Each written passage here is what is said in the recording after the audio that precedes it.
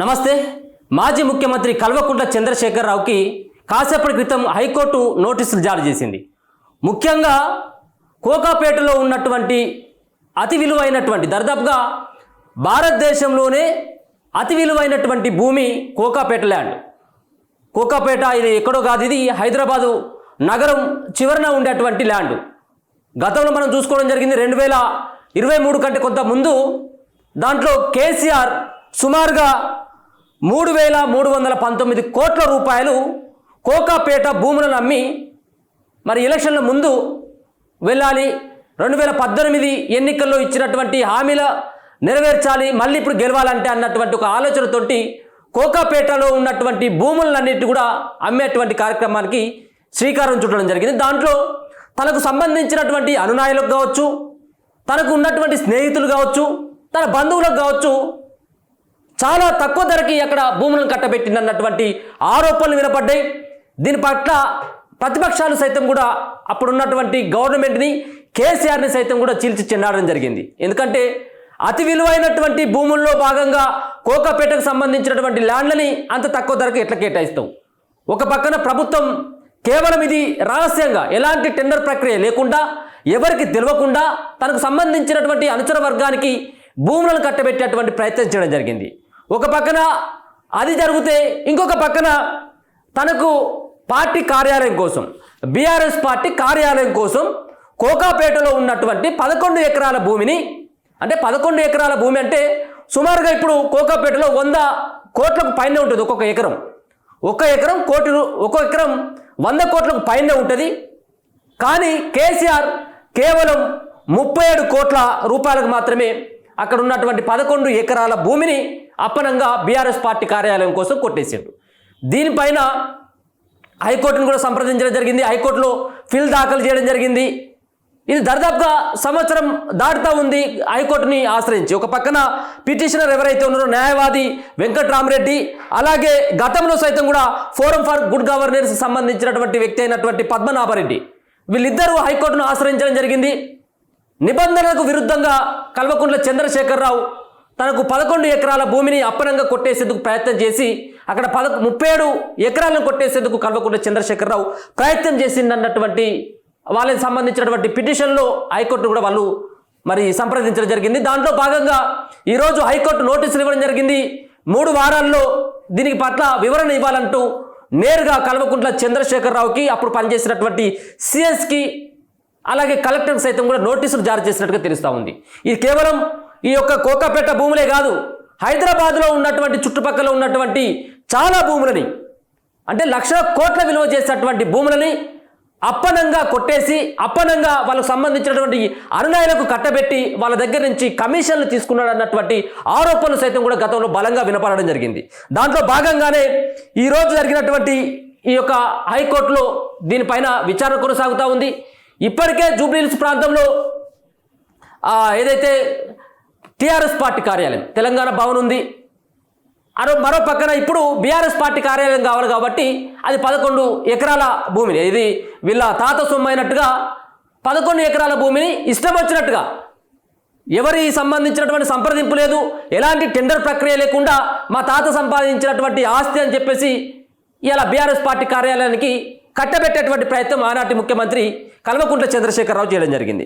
మనం చూడొచ్చు, ఎక్కడైనా కానీ ఒక గుంట భూమో, వాళ్ళు ఇల్లు కట్టుకునేందుకు ఒక 2 గుంటల భూమో ఒక పేదవాడు ఆక్రమించుకోరో, లేకపోతే పేదవాడికి భూమి లేకపోతే గూడు కట్టుకోవాలన్నటువంటి ఒక ఆలోచనతోటి కొంత ఆడ గుడిసో లేకపోతే ఏదో ఇల్లు కట్టుకుంటే కూల్చేసినటువంటి ప్రయత్నం ఇప్పుడున్నటువంటి ప్రభుత్వాలు చేస్తూ ఉన్నాయి.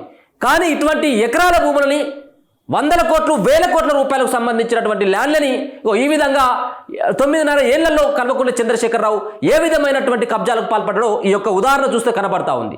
239 కోకాపేటలో ఉన్నటువంటి 239 సర్వే నెంబర్, 240 సర్వే నెంబర్లో ఉన్నటువంటి సుమారుగా 11 ఎకరాల 17 గుంటల భూమిని బీఆర్ఎస్ పార్టీ కార్యాలయం కోసం అప్పనంగా కొట్టేసేటువంటి ప్రయత్నం చేస్తూ ఉన్నారు. 1100 కోట్లు అంటే 11 ఎకరాలు అంటే 1100 కోట్లు. కేవలం ఇదేది నోటి మాట ద్వారా కాదు చెప్పేది, ఈ యొక్క 100 కోట్లకు కాదు.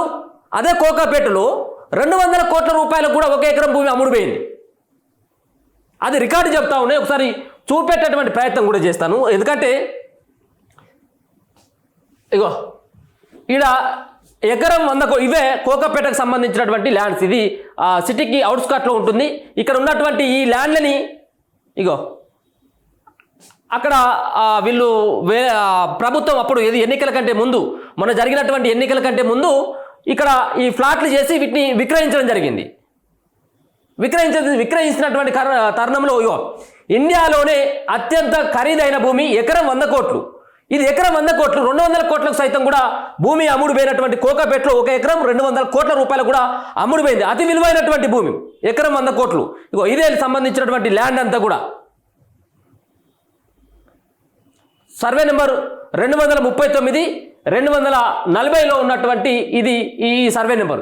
ఇదే కాకుండా మోకిలాలో ఉన్నటువంటి ల్యాండ్ ఏవైతే ప్రభుత్వం సంబంధించినటువంటి ల్యాండ్లు ఉన్నాయో ఆ ల్యాండ్లను సైతం కూడా మరి అమ్మేసినటువంటి అప్పనంగా. ఎందుకంటే ఇచ్చినటువంటి హామీలు రైతు బంధు అని, రైతు రుణమాఫీ అని, ఇంకా ఆయన ఇచ్చినటువంటి అమలుకు సాధ్యం కానటువంటి హామీలు ఇచ్చినటువంటి కల్వకుంట్ల చంద్రశేఖరరావు ఎట్టి పరిస్థితుల్లో మళ్ళీ ఎన్నికల కంటే ముందు మళ్ళీ ప్రజల మన్ననలను పొందాలి, ప్రజల దగ్గర నుంచి ఓట్లను దండుకోవాలి, మళ్ళీ గద్దెనెక్కాలన్నటువంటి ఒక ఆలోచనతోటి అప్పుడు ఉన్నటువంటి హైవేలను కుదపెట్టడం జరిగింది.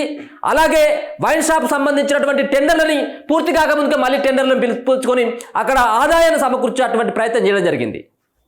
మరో పక్కన భూములని, ప్రభుత్వ భూములని అమ్మేటువంటి ప్రయత్నం చేయడం జరిగింది. ప్రభుత్వ భూములను అమ్మితే సుమారుగా 3,319 కోట్ల రూపాయలు ఇలా రావడం జరిగింది. అంటే ప్రభుత్వం అమ్మినటువంటి భూమి ఏమో ఇదే సంబంధించినటువంటి సర్వే నెంబర్లో 239 240లో ఉన్నటువంటి ఈ సర్వే నెంబర్లోనేమో కల్వకుంట్ల చంద్రశేఖరరావు ఒక ఎకరం భూమి 100 కోట్ల రూపాయలకు అమ్ముడుపోయింది. కానీ కేసీఆర్ 11 ఎకరాల భూమిని కేవలం 37 కోట్ల రూపాయలకు మాత్రమే, అంటే 1100 కోట్ల రూపాయలు ఈ లెక్కన వేసుకున్నా కానీ 100 కోట్ల రూపాయలకు వేసుకున్నప్పుడు కూడా 1100 కోట్ల రూపాయలు రావాలి. కానీ అక్కడ కేవలం 37 కోట్ల రూపాయలు మాత్రమే చెల్లించి ఆయన ఈ విధమైనటువంటి ప్రయత్నం చేయడం జరిగింది. అప్పుడున్నటువంటి కలెక్టర్ వీళ్ళ చేతిలోనే పనిచేసేటోడు, ఉట్టంటే ఉట్టు, సిట్ అంటే సిట్టు. ఆయన చెప్పిన విధం ఏది పైన ఉన్నటువంటి బాస్ ఆర్డర్ వేయగానే ఎస్ఆర్ అని చెప్పేసి ఎక్కడ సంతకం కావాలో అక్కడ పెట్టేటోడు. ఇటువంటి ప్రయత్నం చేయడం జరిగింది గతంలో. ఇటువంటి ఒక్కొక్కటిగా కేవలం కల్వకుంట్ల చంద్రశేఖరరావు ఈ ఉన్నటువంటి కోకాపేట భూములే కాదు, ఎక్కడ ప్రభుత్వ భూములు ఉన్నప్పుడు కూడా వాళ్ళకు సంబంధించినటువంటి బంధువులకు కావచ్చు, ఎవరు కమిషన్లు ఇస్తే వాళ్ళకి మరి భూములని అమ్మేటువంటి ప్రయత్నం, వాళ్ళకి ఇచ్చేటువంటి ప్రయత్నం కూడా చేయడం జరిగింది. ఇది ఇప్పుడు బయటకు వస్తూ ఉంది. బీఆర్ఎస్ పార్టీ కార్యాలయం కోసం కల్వకుంట్ల చంద్రశేఖరరావు చేసినటువంటి ఈ వ్యవహారం పైన ఈరోజు మరి హైకోర్టులో దీనిపైన కల్వకుంట్ల చంద్రశేఖరరావుకి నోటీసులు కూడా జారీ చేయడం జరిగింది. దాదాపుగా సంవత్సరం దాటుతూ ఉంది. దీనిపైనే 4 వారాల్లో మళ్ళీ పూర్తి స్థాయిలో మరి ప్రభుత్వం దగ్గర నుంచి వివరణ కావాలని చెప్పేసి ఇప్పుడు 3 వారాల గడువు కూడా ఇవ్వడం జరిగింది. మరి 3 వారాల తర్వాత 11 ఎకరాల భూమిని మరి ప్రభుత్వం స్వాధీనం చేసుకుంటుందా, లేకపోతుంటే మరి అట్లనే వదిలిపెడుతుందా లేదా అనేది కూడా చూడాల్సినటువంటి అంశంగా చెప్పుకోవచ్చు. ఎన్నికల ముందు మరి ఇటువంటి నానా రకాలైనటువంటి ప్రయత్నాలు కూడా చేయడం జరిగింది. 2023 మే 16వ తేదీన 2023 మే 16వ తేదీన ఈ భూములని అప్పనంగా కొట్టేసేందుకు ప్రయత్నం చేయడం సుమారుగా 4 రోజులలోనే, అంటే 2023 మే 16 నుంచి మే 19వ తారీఖు వరకు మొత్తం ఈ సంబంధించిన వ్యవహారం కార్యకలాపాలన్నీ అయిపోయినాయి. అన్ని మొత్తం అంతా కూడా ప్రభుత్వం చేతిలోకి వచ్చింది. ఇది బీఆర్ఎస్ పార్టీ కార్యాలయానికి మేము కేటాయించేటువంటి భూమి అని చెప్పేసి సంతకాలు గింతకాలు అన్నీ అయిపోయినాయి. ఇటువంటి ప్రయత్నం కల్వకుంట్ల చంద్రశేఖరరావు అప్పుడున్నటువంటి గవర్నమెంట్ తక్కువ ధరకి భూములను కొట్టేయాలన్నటువంటి ప్రయత్నం చేసింది. దీనిపైన ఎకరం 100 కోట్లకు సంబంధించినటువంటి భూమిపైన రకరకాలైనటువంటి వార్తలు కూడా రావడం జరిగింది. ఎందుకంటే ఎక్కడ కూడా ఇండియాలోనే హైయెస్ట్ కాస్ట్ అయినటువంటి ఈ ముంబై, మిగతా సంబంధించినటువంటి ఢిల్లీ, ఇటువంటి ఏవైతే ఉన్నాయో వాటికంటే కోకాపేట భూములకే అత్యంత ధర పలికినటువంటి ప్రాంతంగా కోకాపేట ప్రాంతాన్ని అభివర్ణిస్తారు. అట్లాంటి కోకాపేటలో బీఆర్ఎస్ పార్టీ కార్యాలయం కోసం 11 ఎకరాల భూమిని, ఇది ఎక్కడ అన్యాయం? ఏ పార్టీకి లేదు, ఏ పార్టీకి కేటాయించినటువంటి దాఖలు లేవు. కానీ ఇలా కల్వకుంట్ల చంద్రశేఖరరావు 9.5 ఏళ్ల పాటు పరిపాలించినటువంటి దశలో ఇటువంటి కేవలం తెర మీదకి వచ్చినటువంటి కొన్నే, తెర వెనుక జరిగినటువంటి ఇంకా చాలా ఉన్నాయి. అవి కూడా ఒక్కొక్కటి బయటపడాల్సినటువంటి అవసరం ఉంటుంది. ఇలా రాష్ట్రంలో జరుగుతుంది, ఆ రోజు జరిగింది, ఇప్పుడు ఈ రోజు కూడా కేవలం రియల్ ఎస్టేట్ సంబంధించినటువంటి వ్యాపారుల చేతుల్లోనే ఇప్పుడు తెలంగాణ రాష్ట్రం అంతా కూడా బందీగా మిగిలిపోయింది అనే దానికి ఇది ఒక ఉదాహరణ. ఇలా కోట్ల రూపాయలకు సంబంధించినటువంటి విలువ చేసేటువంటి భూములు కావచ్చు, రియల్ ఎస్టేట్ వ్యాపారులు కావచ్చు, ఇటువంటి కేవలం రాజకీయ నాయకులు సంబంధించినటువంటి వాళ్ళు కేవలం తాత్కాలికంగా మాత్రమే, కానీ రియల్ ఎస్టేట్ సంబంధించినటువంటి వాళ్ళే ఈరోజు పొలిటికల్గా అంటే రాజకీయ నాయకులుగా ఎదుగుతూ ఉన్నారు అనే దానికి ఉదాహరణ. ఎందుకంటే ఇన్ని కోట్ల రూపాయలు, కేవలం కోటి రూపాయలకు ఎకరం భూమిని కొనేటువంటి పరిస్థితుల్లో ఏ సామాన్యుడు కూడా లేడు. కానీ వందల కోట్ల రూపాయలు విలువ చేసేటువంటి భూములని ఇలా 10 కోట్లకు 100 కోట్లకు 10 కోట్లకి కోటి రూపాయలకు ఇలా అప్పనంగా కొట్టేసేటువంటి ప్రయత్నం ఇప్పుడున్నటువంటి రాజకీయాలు అప్పుడున్నటువంటి రాజకీయ నాయకులు గారిని ప్రయత్నం చేసిన దానికి ఉదాహరణగా చెప్పుకోవచ్చు. మొత్తాన్ని చూద్దాం మరి ఈ 11 ఎకరాల భూమిని ఏ విధంగా స్వాధీనం చేసుకుంటుంది ప్రభుత్వం, హైకోర్టు ఏ విధంగా దీనిపైన మందలిస్తుందా, లేకపోతే హైకోర్టు స్వాధీనం చేసుకుంటుందా, హైకోర్టు స్వాధీనం చేసుకుంటుంది ప్రభుత్వానికి అప్పగిస్తుందా లేదనేది కూడా చూడాలి. 3 వారాల్లో దీనిపైన పూర్తి స్థాయిలో మరి దీనిపైన వాదనలు జరిగేటువంటి అవకాశం ఉంటుంది. ఒక పక్కన ఫోరం ఫర్ గుడ్ గవర్నెన్స్ సంబంధించినటువంటి సంస్థ కావచ్చు, మరొక పక్కన దీనిపైన పిటిషన్ వేసినటువంటి న్యాయవాది అయినటువంటి పిటిషనర్ ఎవరైతే ఉన్నారో వెంకట్రామరెడ్డి, వీళ్ళిద్దరు కూడా దీనిపైన కొట్లాడుతూ ఉన్నారు. 11 ఎకరాల భూమిని ఎట్లా తీసుకుంటారు, దీనికి ఏ విధమైనటువంటి కార్యాచరణ, ఏ విధమైనటువంటి టెండర్లు లేకుండా ఎట్లా కొట్టేస్తారన్నటువంటి దానిపైన వీళ్ళు హైకోర్టును కూడా ఆశ్రయించినటువంటి పరిస్థితి. ఆ నేపథ్యంలోనే హైకోర్టులో ఈ విచారణ అయితే కొనసాగుతూ ఉంది. చూద్దాం మరి ఏం జరుగుతుందో. చూస్తూనే ఉండండి మన తొలి వెలుగు.